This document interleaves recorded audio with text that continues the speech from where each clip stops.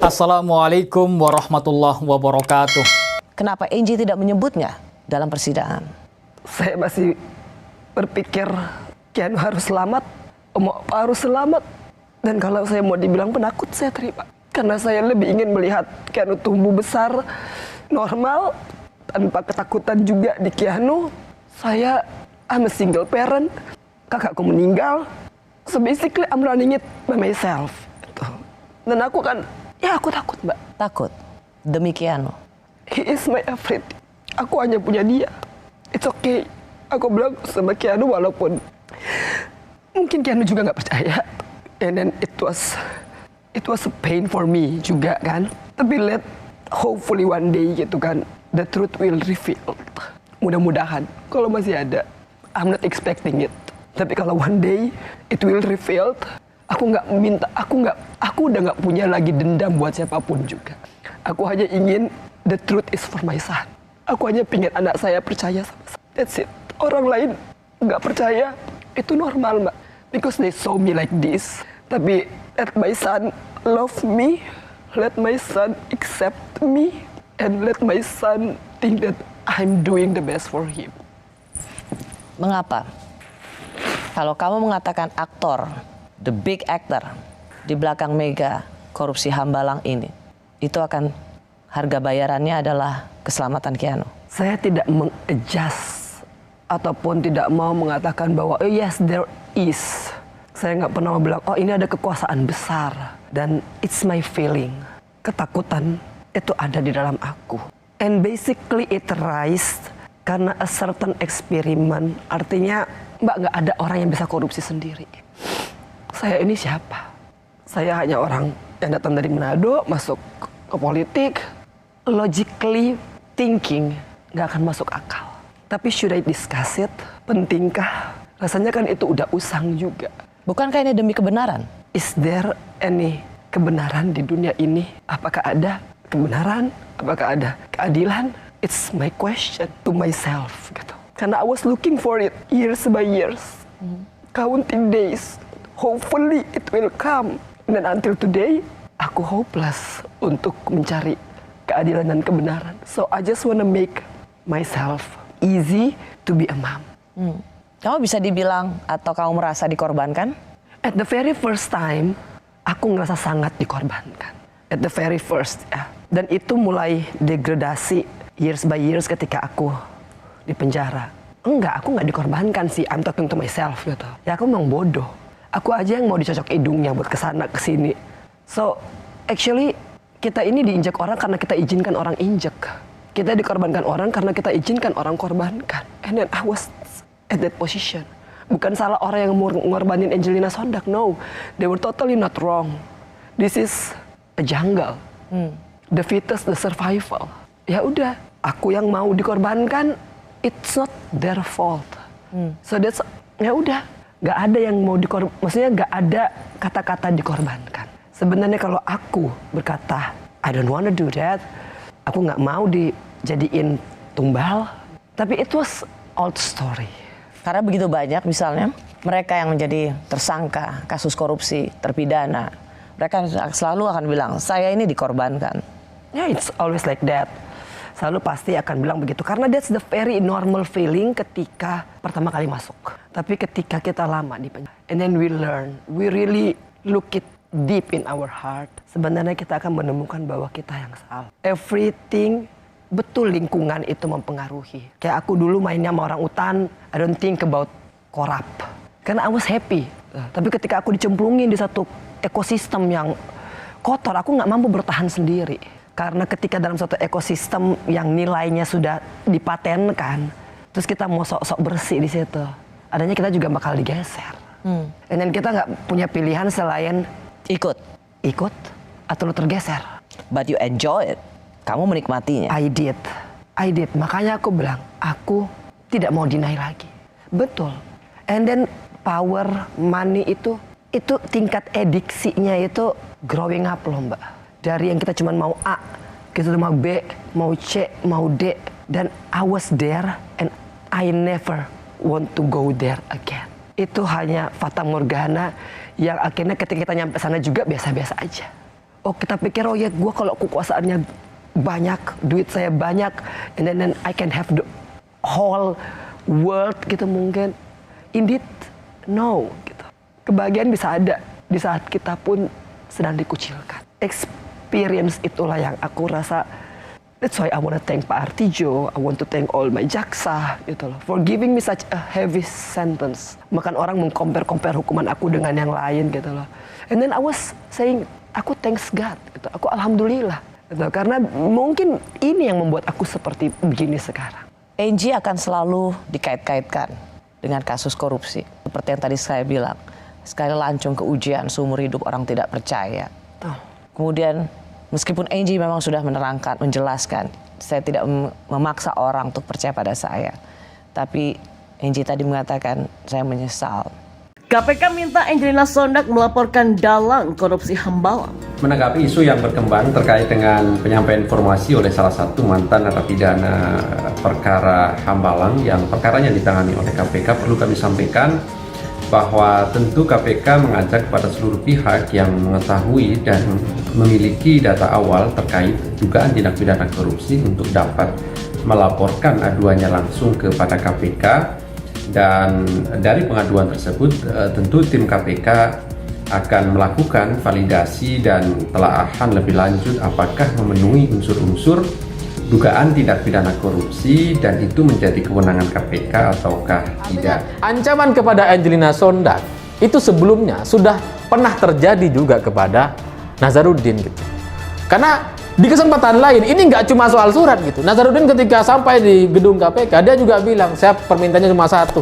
Terserah saya mau diapain, dan saya nggak akan, bicara banyak. Yang penting anak saya nggak diapa-apain sama istri saya. Yang penting selamat dan sebagainya.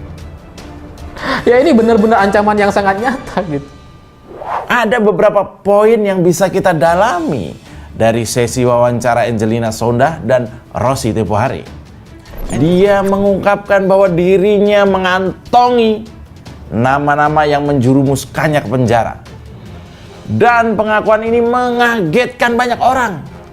Saya yakin KPK kaget. Cikeas juga kaget. Partai Demokrat kaget. Dan dengan Angie sudah mulai berani berbicara, bercerita soal ini, soal kenyataan bahwa dia nggak mampu mengungkapkan satu nama ini gitu ya.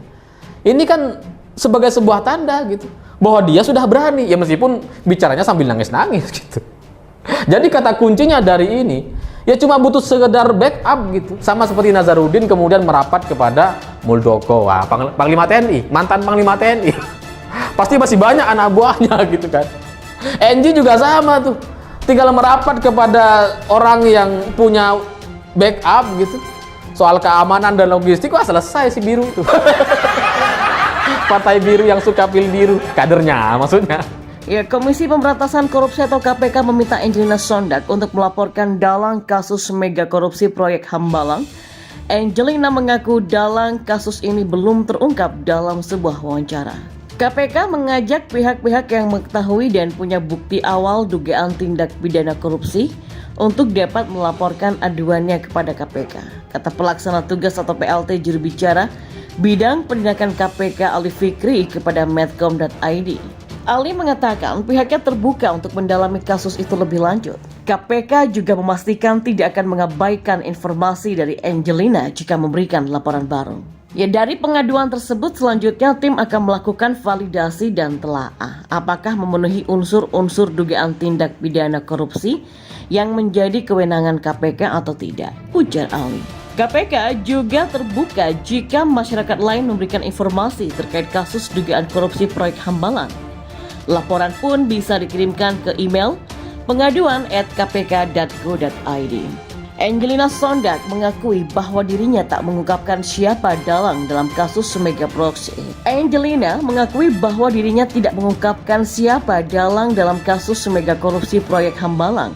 Ia ingin melindungi putra sematawayangnya yaitu Keanu Mas Said. Mantan politikus Partai Demokrat itu tidak keberatan jika dirinya disebut penakut. Karena saya mau melihat Keanu tumbuh besar, normal, dan tanpa ketakutan, kata Angelina Sondak. Apalagi saat ini dirinya adalah orang tua tunggal, di mana kakaknya yaitu Frank Sondak juga telah meninggal pada tahun 2014. Jadi memang pada dasarnya saya menjalaninya sendiri, kata dia. Saya takut Keanu terjadi apa-apa. Keanu itu adalah segala-galanya. Dan saya hanya punya dia, kata janda Aji Masaid itu. Angelina Sondag sampai menyebut Yesus saat dia merasa terpuruk dalam penjara. Dia pun merasa dikorbankan sendiri, padahal banyak pemain koruptor lainnya dari kasus korupsi Wisma Atlet SEA Games 2011 di Palembang. Saya tidak melakukannya sendiri. Dan di awal-awal, di tahun pertama kedua di penjara, sampai ada ucapan bahwa saya bukan Yesus. Saya tidak mau dikorbankan sendirian, kata Angelina Sondag. Ia pun mengatakan bahwa tindakan korupsi tidak mungkin dilakukan sendirian. Begitu juga dengan kasus yang menyeret dirinya dijebloskan ke penjara selama 10 tahun. Karena kan korupsi di mana-mana gak mungkin single fighter ya, pasti dilakukan bersama-sama. Namun dia mengungkapkan, semakin lama mendekam di penjara, semakin dia menyadari bahwa tindakannya itu salah. Dia bahkan rela tidak lagi dipercaya orang lain meski kini sudah bebas. Saat itu Angelina Sondag bahkan mulai menerima takdirnya. Saya merasa heran, saya merasa bahwa saya perlu menyadari kesalahan saya nggak mau menolaknya lagi. Saya minta maaf terutama kepada anak-anak saya, orang tua saya, kata ibu satu anak ini. Ya meskipun dirinya tidak mau membongkar pemain lainnya, namun perempuan yang akrab disapa Angie ini berharap bahwa suatu saat nanti kebenaran akan terungkap. Harapannya ya suatu saat nanti kebenaran akan terungkap dengan sendirinya. Saat ini aku sudah nggak punya dendam sama siapapun, kata Angie. Sementara itu KPK juga menyoroti mantan politikus Partai Demokrat Angelina Sondag usai pernyataannya viral di media sosial tentang kasus mega korupsi Hambalang. Buntut dari pengakuan Angie dalam acara di Kompas TV itu, kini kabarnya akun Angelina Sondag diblokir. Hal ini seperti ditulis oleh salah satu warganet di akun Twitternya. Akun Angelina Sondag diblokir ada apa ya? Apa mungkin karena terkait dengan wawancara Kompas TV pada beberapa hari yang lalu? Atau mungkin takut melebar di Twitter kali ya? Tulis akun @rd_4wr1212. Menanggapi hal ini, KPK meminta pada Angelina Sondag agar melapor terkait kasus pelanggaran pidana rasuah di Hambalang itu.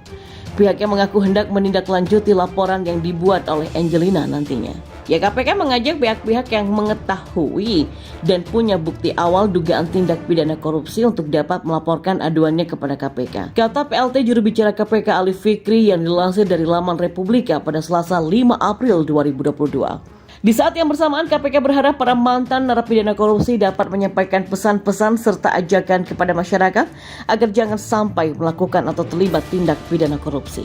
Sebelumnya dalam sebuah wawancara, Angelina Sondag mengungkapkan alasannya tidak membongkar dalang kasus korupsi Hambalang. Padahal kasus korupsi Wisma Atlet Hambalang itulah yang telah membuat mantan istri Aji Masaid tersebut kebalik jeruji besi. Angelina mengaku tidak berani mengungkapkan dalang korupsi Hambalang itu demi keselamatan anaknya yang bernama Keanu Masaid. Dia mengungkapkan ingin melihat Keanu tumbuh besar, normal, dan tanpa ketakutan apapun. Seperti diketahui, Angelina Sondag terbukti melakukan korupsi ketika menjabat sebagai anggota DPR. Angelina menerima suap 12,58 miliar rupiah dan $2,5 juta Amerika Serikat dari Permai Group yang sebelumnya telah dijanjikan lewat kemewahan yang ditawarkan, yang baru ditawarkan ya kan belum benar-benar dapat. So that's the lesson. Angie kan tidak mampu atau tidak mau membayar uang pengganti supaya bisa lebih cepat keluar. Sehingga akhirnya itu kompensasinya adalah tetap burongan badan. Bagaimana dengan pertanyaan banyak orang bahwa kan udah korupsi, pasti duitnya masih banyak. Boleh saya ingin mewakili pertanyaan publik. Koruptor yang keluar dari tahanan itu pasti duitnya masih banyak. Itu nggak salah, Mbak. Kalau dia benar-benar korupsi. Dan saya nggak mengatakan bahwa saya nggak korupsi. Nggak, saya pernah korupsi betul. Tapi ketika saya mengatakan bahwa oh ya banyak koruptor ataupun kalau saya dikorupsi, kalau saya benar-benar korupsi, pasti saya juga akan punya banyak duit setelah itu. Kalau beda ceritanya, kalau di penjara itu gratis. Bukannya saya mengatakan di penjara itu ada pungli atau apa, enggak. Artinya kalau saya kan harus membiayai Keanu, harus membiayai orang tua saya. Mau sebanyak-banyak harta korupsi seapapun, itu pasti nggak akan nyampe. Orang punya sinisme bahwa saya masih punya banyak duit, itu wajar. Karena yang dipersangkakan kepada saya itu nominalnya gede. Kalaupun saya ada duitnya, saya pengen. bayar biar saya cepat pulang. Tapi saya pernah bilang sama SPK saya, tolong bayarin uang pengganti karena saya nggak mau lebih lama di sini. 4 months, 4 bulan itu bagi saya tuh udah cukup lama terpisah dengan Kian. Tapi lagi-lagi fate, Pak. Aku juga nggak mau lagi ngomongin harusnya begini, karena nanti akhirnya orang berpikir, itu mah alibi. Itu mah pembenaran diri. Kalau aku sekarang dibilang duitnya masih banyak, mudah-mudahan nanti kalau saya udah kerja, saya mau kerja apa aja kok. Saya udah bilang ke orang tua saya, kaki jadi kepala, kepala jadi kaki juga, itu it's okay. I'm willing to do everything asalkan. Terima kasih. Wassalamualaikum warahmatullahi wabarakatuh.